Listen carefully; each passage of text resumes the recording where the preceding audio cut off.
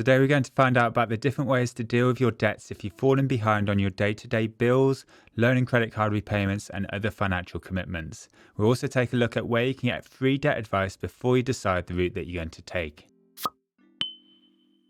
Hi, I'm Scott from MoneyNerd, and it's my mission to arm you with knowledge so you can take back control of your finances.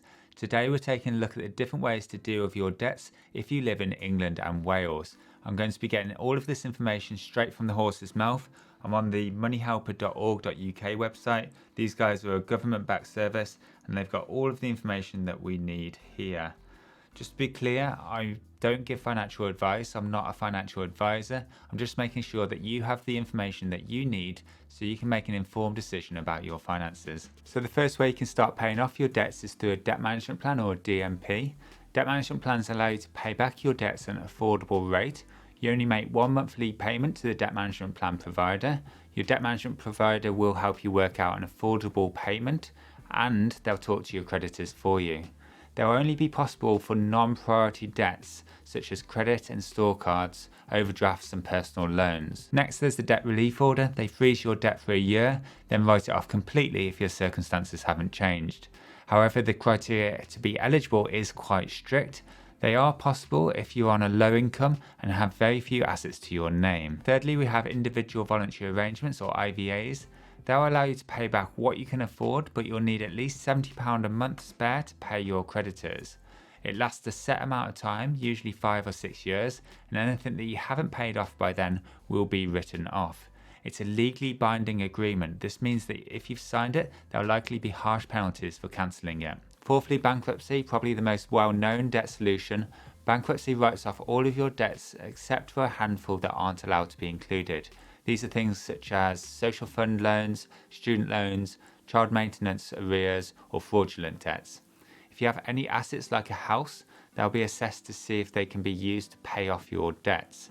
Usually you're allowed to keep some assets, such as tools and equipment, if you need them to carry on working.